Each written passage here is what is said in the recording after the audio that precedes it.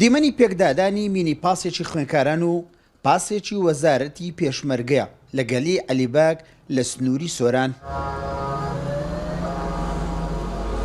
لەو ڕووداوە 18 خوێنکار و 21 پێشمەرگە بریندار بوونە.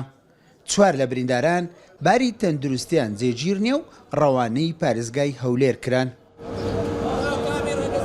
تووشی ڕووداوە چۆ بۆ خاڵمە کە لە سۆرانەوە تەڵەبەی لەگەڵ پازە تەڵەبە تەقریبەی لە سۆرانەوە دەهات بەرەو خەلیفان تووشی ڕووداوی چۆ بۆ لەگەڵ پاسێکی وەزارەتی پێشمەرگە ئەوش تەقریبی 22 برینداری لەگەڵە.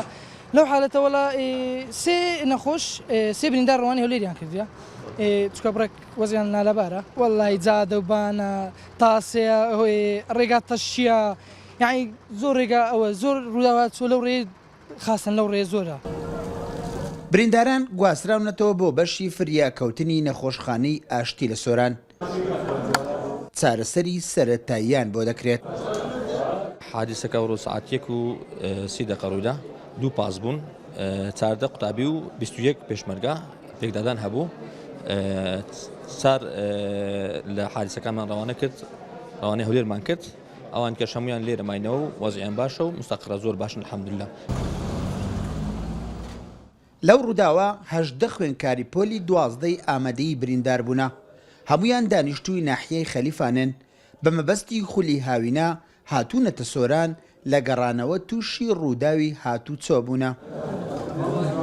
ڕووداوی کاتشۆ لە نێوان مینی پاسێکی لەگەڵ پاسێکی برا پێشمەرگەکان لە گەلی عەلیباگ تووشی ڕووداوی هاتوچۆ بوون بەداخەوە 18 قوتابی لەم ڕووداوەدا زامدار بوون بەشێکان الحەمدولیلا باشن تەندروستیان باشە و تەنها 1-2 قوتابی ئەوە ڕەوانەی هەولێر دەکەن لەگەر بە شوفێری مینی پاسەکەمان هیوای سەلامەتیان بۆ دەخوازین سوپاسی نەخۆشخانەی ئاشتی دەکەن.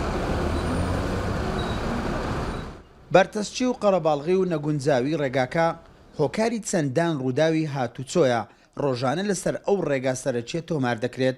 بەپێی ئاماری هاتوچۆ زۆرترین ڕووداوەکانی ساڵانە لەسەر ڕێگای گشتی هامڵتۆنە ڕێگایەکی گەشتیاری و بازرگانی و ژمارەیەکی زۆری هاوڵاتیانی لەسەرە.